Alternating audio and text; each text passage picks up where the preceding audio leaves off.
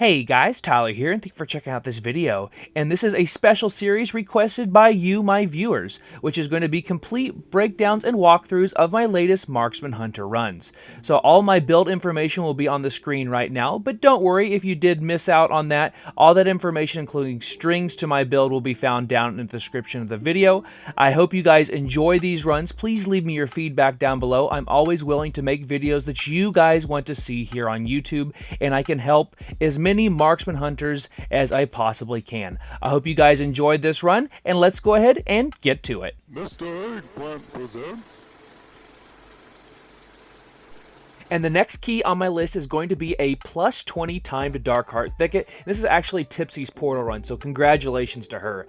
And so this is going to be an entire breakdown of my entire run. So we're going to do a big pull here at the very beginning and go all the way up to the Bear and Bloodlust. So here I'm going to throw down my volley, use True Shot, then do Rapid Fire to extend that volley, and then go aim shot, Rapid Fire, and basically just continue to extend the volley as long as possible. I throw down my binding shot there just to make sure that the fixates don't get up to me, and then we want to make sure and purge as much as possible, because the affixes for this week or in this video is Fortified, Afflicted, and Raging. And of course I cannot do anything about Afflicted, which does feel real bad. Hopefully Blizzard will change that in future expansions, in War Within for example, if it does stick around as an affix. So there are some priority interrupts. The birds, the unnerving screech, you want to make sure and interrupt that. And unfortunately here I did not have one of my macros correct, so I'm going to waste some time here and update my macro. I kind of forgot that this was actually in this key. Anyway, I get back to it, and then we're just looking at cooldowns and making sure I'm using everything on CD, and I want to have True Shot up for the boss. So that is where my brain space is right now. I'm going to interrupt Despair if I have it available. My interrupt is up and ready to go, so I went ahead and used it there a couple times. And then with Raging, I can purge that with Trank Shot, and I do have my build down in the description of the video if you guys would like to check that out, as well as the pinned comment. So we're just going to finish off this this couple smaller packs, I guess you could say, and then we're going to get another big pull. So in my mind, I'm gearing up for that next big pull. So we're going to finish off these razor beaks, and then we're going to go to the left through the hole in the tree, and then we are going to do another big pull. So I'm going to go ahead and pre-cast my misdirect on Tipsy, and then I'm going to be cleaving off of this Nightclaw most likely. So I'm going to run in, I'm going to use my multi-shot to get trick shots up, and then I'm going to go ahead and throw my volley, and use my True Shot, and use Rapid Fire as much as possible. Going to get some really big burst damage, and I am using light ammo, and you can definitely see the fruits of using that. I'm over 1 million DPS right now, and we really haven't even done too much, which is really shows that Marksman Hunter damage, particularly on big pulls, is in a really good spot, but we just have so many other glaring problems, such as survivability, which you don't really see in this key, but you definitely will in later keys, in later weeks especially. So we're going to do this pull here, and then we are going to skip the grizzlies entirely, the bears down at the bottom of this little pathway. There I went ahead and I extended my my volley as much as possible. That is a huge deal. It's particularly in Mythic Plus. Single target as well, but it's even more important in Mythic Plus because you forego having to use multi-shot that's not doing a ton of damage to get your trick shots. You don't even need to do it. You just go to town. So I'm going to go ahead and use my camo and go through these grizzlies here. We're going to go up and to the right. And you can get pretty close, but be careful. If you stand too close for too long, they will see you. Because this is not a complete invis, it's only a camouflage. So here, we're getting ready to get up here and pull the first boss. And Teach did die there. It's not a problem since he had his, he had used his pre-pot at the very beginning. I didn't. I could use mine as well, and I didn't need to worry about it because I had camo, which is a great thing. We got him rezzed, and we are 20 seconds out from using my True Shot, and we are going to go ahead and pull the boss.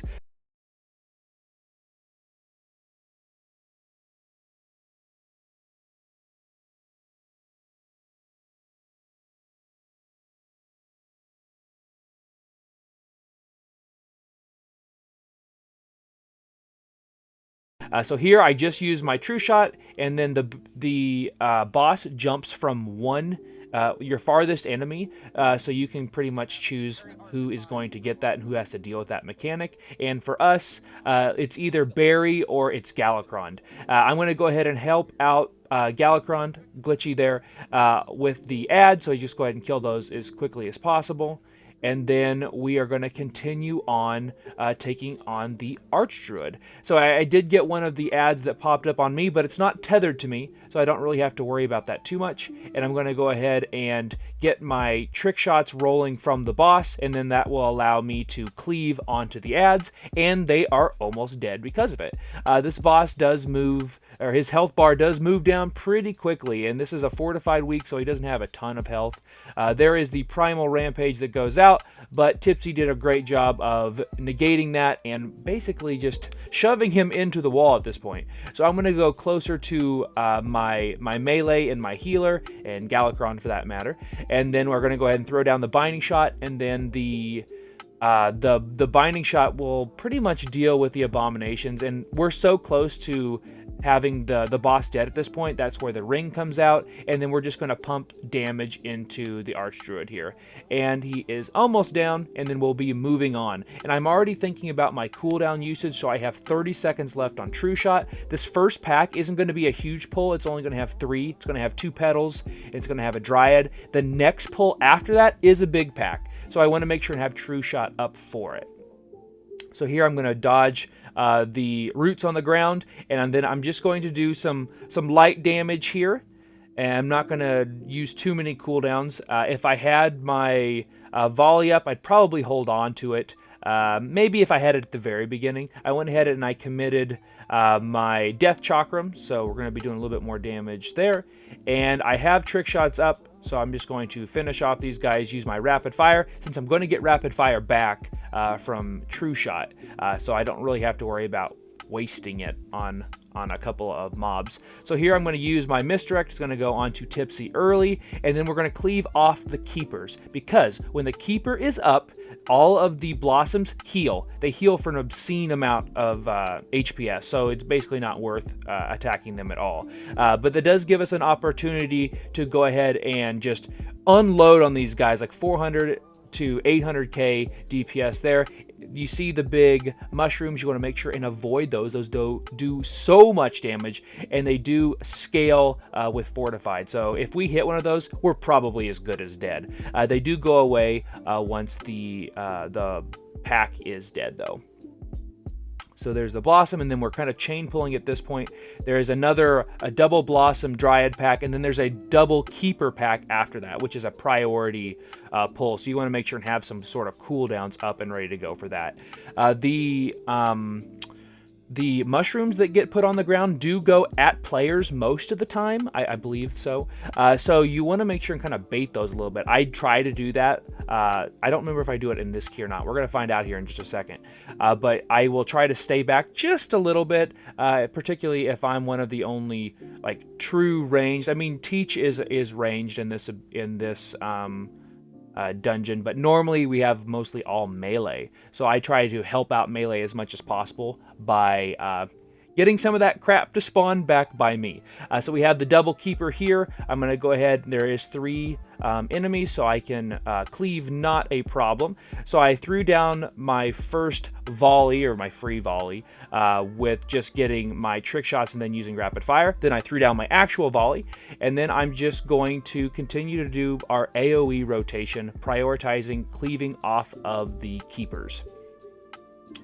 So there we have a lot of mushrooms on the left side there, but relatively safe where we are until I said that. Then we have another mushroom to deal with. So the Afflicted is out, and like I said earlier, we cannot do anything with Afflicted. Feels bad, but not much we can do. Unfortunately, Hunters just in general can't really help you with that affix, and you know, I don't think that Hunters are in a bad spot, particularly Beastmaster. It's usually played much more frequently than Marksman is, although Marksman does have some good damage, as we're going to see at the rest of this key. But then we have another Dryad double Blossom pack, so we're just going to continue to use all of our cooldowns. And I did commit a True Shot here. I probably wish I didn't. Not probably. I wish I didn't. I wish I would have used it for... I'm thinking about needing it for the boss, since it is a fortified week. Bosses aren't that big of a deal, but I also don't really fear much of the trash. So what I should have done, since these eyeball boys down here, the dwellers, are so far away, I didn't get to use the rest of my true shot. So... hindsight 2020, if I were to go back and do this again, I would have held my true shot at that point and then used it on these dwellers, because we do try to pull several of the dwellers together. You do want to interrupt the tormented eye, because if it goes all the way through, the cast does, it does fear you and you run away for 3 or 4 seconds. And if that's your healer in particular, you might be dead, or your tank might be dead. So they do rage, so I'm going to try to purge those off. I did do a pretty good job of purging. I think I ended up getting 30... Look at my notes, not think, I know. 38 purges. Can always do better, particularly on these raging weeks, because some of these keys will have things that rage just in general, so you want to have to get double enrages off there. And if you are tethered with the eye ability there, the tormenting eye, you can use your feign death, as you saw me do a little bit earlier, and it does drop that. Feign death does some work in this dungeon, that's for sure.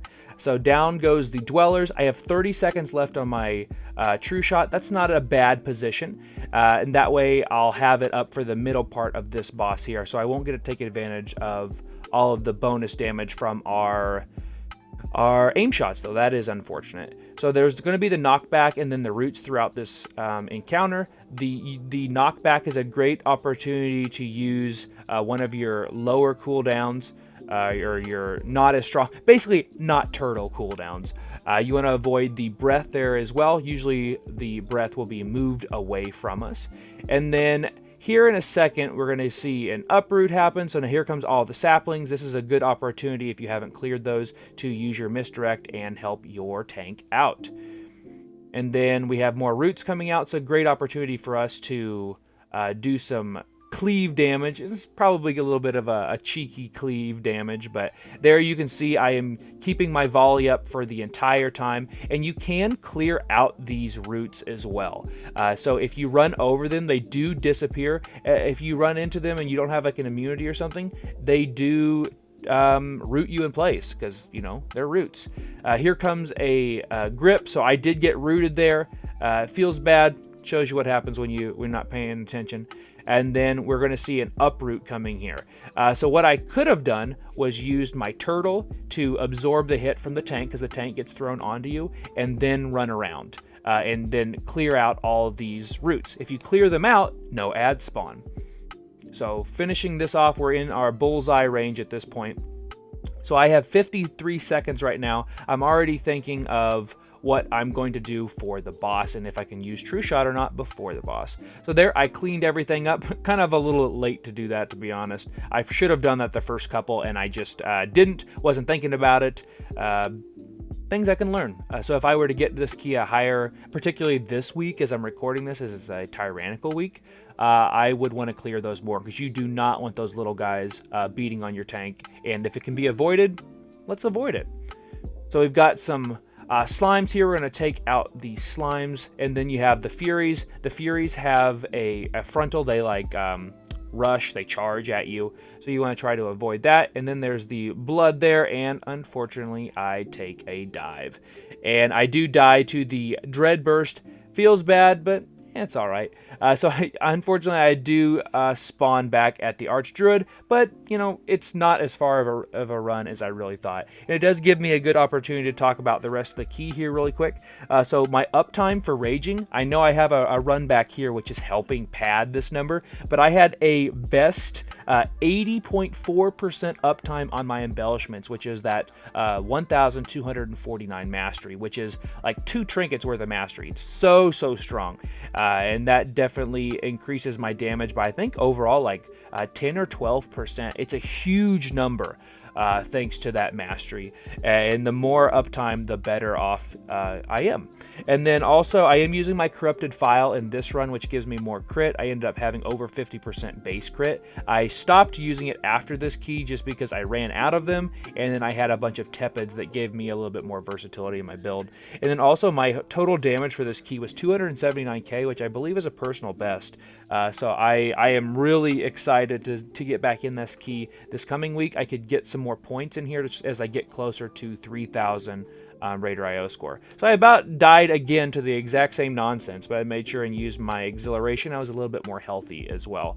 So here I'm setting on True Shot. I know that we have potentially one more pull, which, spoiler alert, we accidentally pulled the Fury. We weren't supposed to pull it, but you know, that happens. So I'm going to go ahead and commit everything to this except for my True Shot, as I avoid the little assault there that the charge.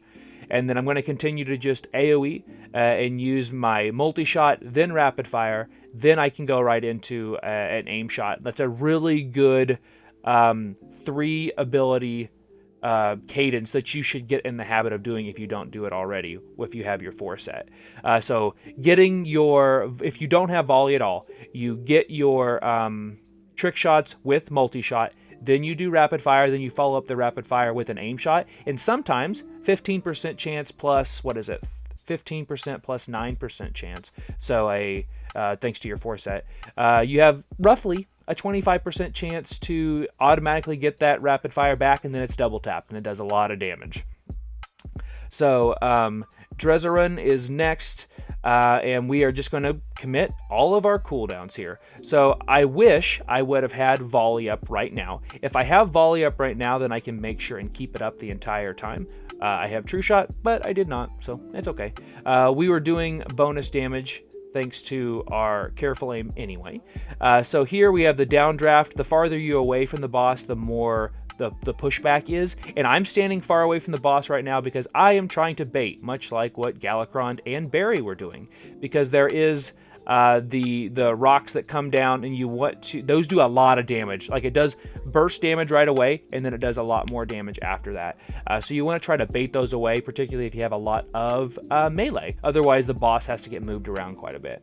So here comes the next downdraft. We're melting this boss pretty quickly, doing a really great job. Galakron here boosting our damage definitely helps as well.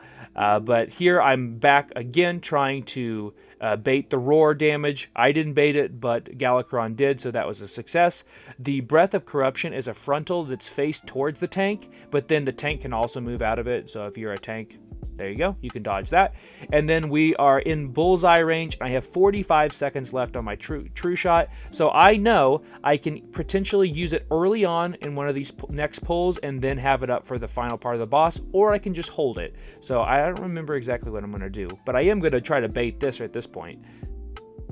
So there, everybody takes damage from that, and so keeping those away from the group as much as possible is definitely ideal. There's the Death Touch, and we are on to the final boss, which Shade of Xavius, particularly on Tyrannical, is probably the hardest part of this dungeon. Since we're not in Tyrannical and we're doing a 20, it's not too bad, but we have some imps that we need to take care of, as well as some satyrs as well. So the Dread Inferno is an important interrupt here. Really interrupt anything you can. This trash, particularly on Fortified, hurts. So any interrupts, any knockups, any stuns are always a good thing here, particularly if they are raging. So I am going to be continuing to purge as much as I can. And Curse of Isolation, if it does get on you, it's one of the boss mechanics. It'll put all these roots around on the ground. You just want to stay away from people. So here we have another smaller pack, and then there's going to be a pack of, what are they called? Bats, there we go. I about said bears. Bears, bats, everything in this dungeon. And then there'll be one more big pull afterwards. The big pull is always the hardest. So I have my, unless you're the tank, then the bats are. But they did get nerfed, so that's a good thing.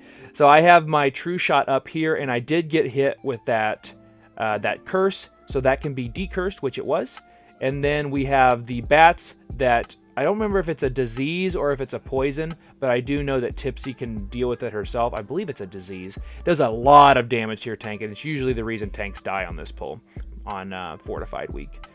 So I am holding on to my True Shot. I am determined to use True Shot during the first part of the boss encounter, it looks like. So there's 2 lines of thinking. You can hold. I could have used it earlier on and had that full 28-second true shot, which I could probably got 2 packs worth, or I can use it on pull, or I can use it earlier, like I said, and then use it for the second half of the Xavius fight when that fight gets crazy. So there's a Curse of Isolation that gets knocked up, and then we're just going to continue to AoE. I did get Shadow Step 2, so it did quite a bit of damage, and then I'm going to go ahead and purge off the Raging as well. And we already have our enemy forces. We're finishing up here. We still have 10 minutes left in this key, and we are on to Shade of Xavius. So Shade of Xavius has a bunch of mechanics, including if you get hit with the circles, they do more. He does more damage, and I believe if he gets hit as well, he does more damage. So here I'm just going to unload, use all my cooldowns. Nightmare Bolt cannot be interrupted, and that is the ability, as I derped out for just a split second there, where you get the circle thrown on you, and you need to make sure that you stand near other people. Otherwise, you get silenced, and you literally can't do anything. Paranoia is out, so we saw Barry run away. That's very similar to what the ads were doing earlier, and that you have to stay away from. So those 2 different things happen during this fight. So we have Waking Nightmare, which is what Teach has on him there. So we're going to go ahead and continue to do damage here. At 50%, Shade of Xavius changes the fight just a bit. We go into phase 2 here, and then you can see the roots that are around Galakron there on the left side. If you happen to get feeding on the weak, you can feign death it, and it's a lot of damage, particularly on Tyrannical weak. So help your healers out. So Nightmare Bolts just do a lot of damage. I am silenced, so I'm just going to try to stick with Barry, and I'm trying to communicate with Barry, like, hey, let's move to the right. And we did a really good job of dancing together. This was a really great run. I'm really proud of everyone involved in this key. So I finished off my cooldowns. I have 30 seconds left. I'm not going to get to use another true shot. So I'm just going to just pump more damage in as much as possible and try to not fear Barry. So I have Paranoia here, so I'm going to stay away for the rest of this key. Barry's going to go into the boss, and we're going to finish this key off. So congratulations to Tipsy. I think that was her final portal. A lot of hard work paying off for everybody here in Drexit. Thank you guys for checking out this video. Leave me a comment and some feedback down below. Did this help you out? Did you guys enjoy this run? Please let me know. What do you guys think of the video versus, or the webcam versus no webcam? Let me know what you think, and I will see you next time. Thanks for watching.